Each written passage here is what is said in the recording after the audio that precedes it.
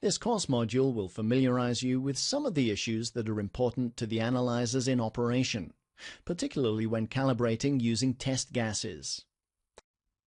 After completing this module, you will be able to understand why our analyzers need test gases and which test gases they need. You'll understand what calibration means. An analyzer and a sampling system have to be installed, put into operation, and maintained. The need for maintenance depends on the application, but a periodic check or readjustment of the 0 point and/or the sensitivity is required. For these checks or validation or adjustments, test gases are required. In general, the 0 point must be checked with a gas that is free of measurement components. This is our zero gas. Typical zero gases are N2, synthetic air, and ambient air. To check the sensitivity, we need a suitable span gas, test gas. An important issue for an analyzer system is the regular adjustment, calibration, or validation with test gases. The certified test gases are used as a reference for our gas analyzers. A periodic adjustment compensates any altering effects in the analyzer system. Therefore, we need the option of injecting test gases anywhere in the sampling system. Typically, we inject test gases at the probe, heated filter, or before the cooler, or directly into the analyzer. The test gases that are used depend on the individual analyzer configuration.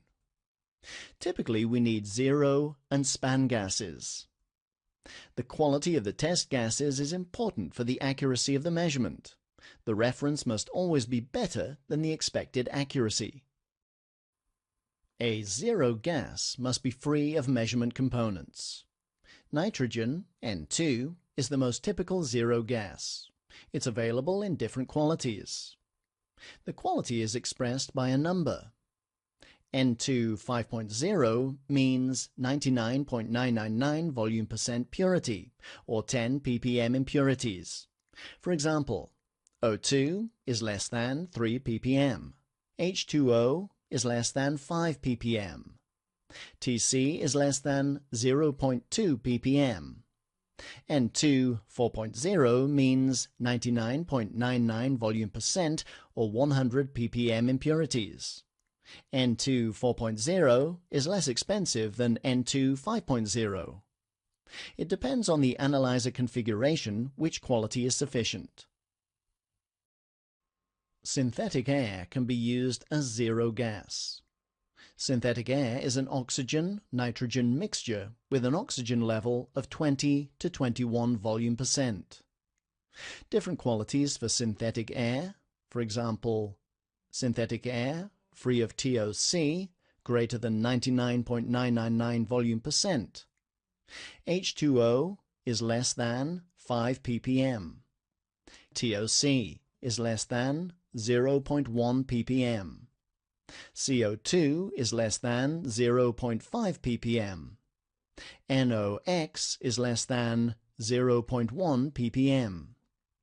Synthetic air is also available with a defined amount of oxygen. Synthetic air with a certificate is more expensive. Please check carefully which quality is needed. Ambient air can be used as zero gas, but the ambient air must be free of measurement components.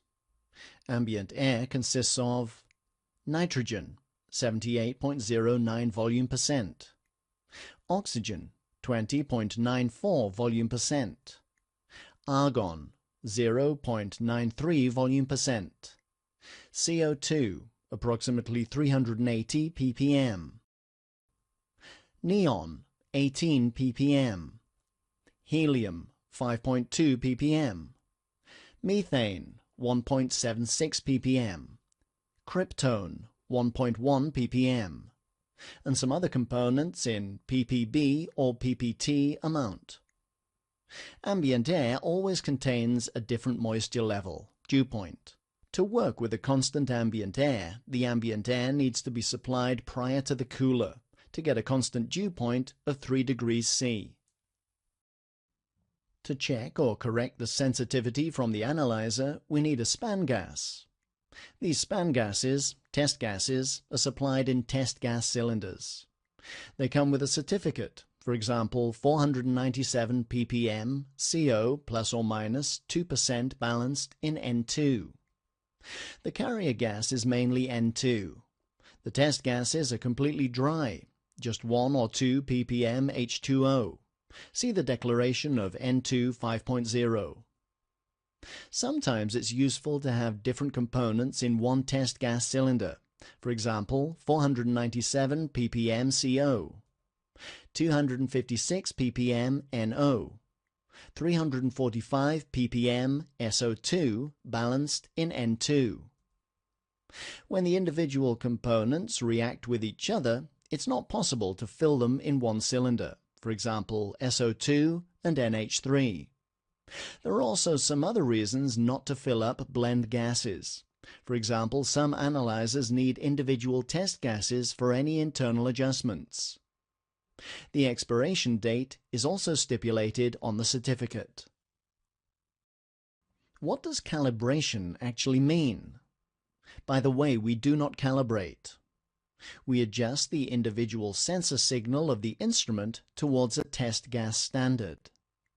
In our example, we get an absorption signal from our URAS module. The absorption is our sensor signal. The reference, which is used for calibration, must be sufficient for the analyzer specification, and we must rely on the values printed on the bottle certificate. If the concentration is indicated in milligrams per cubic meter, it's typically related to 0 degrees C, 1013 hectopascal. But be careful, it can be different in different parts of the world. A bad or a wrong reference gives us bad or wrong analyzer results. Gas analyzers generally do not measure any absolute values. For emission monitoring, all measurement components such as CO, NOx, and SO2 must be calculated and normalized according to some reference parameters.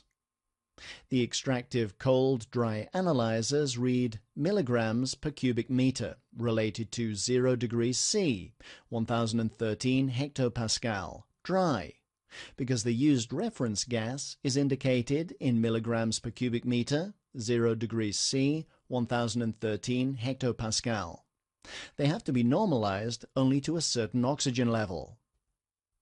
The extractive hot-wet analyzers read milligrams per cubic meter related to 0 degrees C, 1013 hectopascal.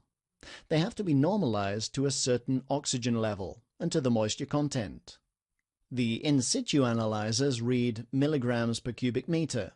They have to be normalized to a certain oxygen level, to the moisture content, and to the pressure and temperature in the stack. To calculate the total emission, a day average value is calculated for the components and calculated with the total stack flow.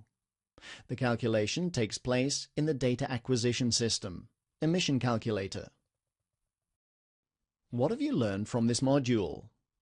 Our dry extractive analyzers indicate the values according to the used reference in ppm or milligrams per cubic meter, typically related to 0 degrees C, 1013 hectopascal.